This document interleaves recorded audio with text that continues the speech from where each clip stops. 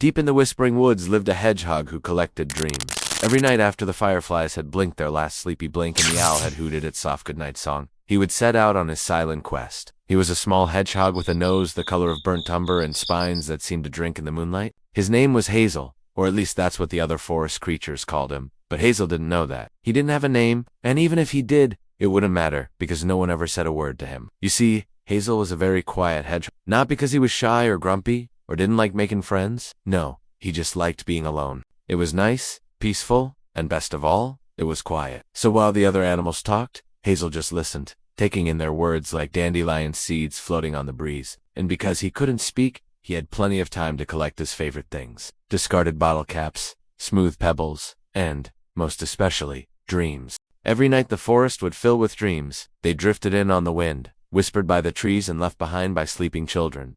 Hazel loved gathering them. He kept them safe in his tiny leaf backpack until he could find somewhere cozy to store them. One night, not long after the new moon, Hazel was collecting dreams near his favorite oak tree when he heard a sniffle. Startled, he froze, his nose twitching. The sniffle came again, and this time he could hear a tiny sob. "Who's there?" he whispered, his voice as dry as autumn leaves. Out from behind the tree crept a little field mouse. Her whiskers trembled as she spoke. I lost my dream. I had the most wonderful dream about a field full of cheese, and now I can't find it." She sniffed again, and this time Hazel saw a tear roll down her cheek. Hazel knew exactly how she felt. Losing a dream was the worst. It was scary and sad and made the quiet in his head feel even more deafening. So he did the only thing he could think of. He led her to his oak tree and together they searched for her lost dream. Hazel knew every nook and cranny of his tree. He checked under his favorite leaf, behind his secret stash of bottle caps, and even in his cozy den. But the little mouse sniffed sadly. "It's no use," she whispered.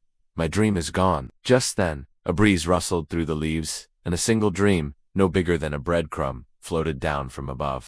Hazel reached out a paw and his spines tingled with excitement. "Here," he whispered to the mouse. "Perhaps this is your dream." The mouse closed her eyes and took a deep breath. "Oh, yes," she squeaked. "This is my dream." "Oh, thank you, kind hedgehog." And with a flick of her tail, she skipped away. And that's when Hazel noticed something strange. The dream he'd picked up was glowing. Not just glowing, it was sparkling with all the colors of the forest. Hazel had collected thousands of dreams, but never one that looked like this. He tucked it safely under his arm and continued on his way, hoping to find somewhere safe to keep it. As the night wore on, he gathered more and more glowing dreams, each one more beautiful than the last. When the sky began to lighten with the first hint of dawn, he found his favorite oak tree once more. There, nestled among the roots, was a hollow filled with the softest moss, and inside the moss, he carefully placed all of the glowing dreams. Then, with a final glance at his treasure, he curled up beside it, ready to sleep. And as the sun peeked over the horizon, Hazel dreamed the sweetest dream he'd ever dreamed. A dream that tasted like warm honey and smelled like rain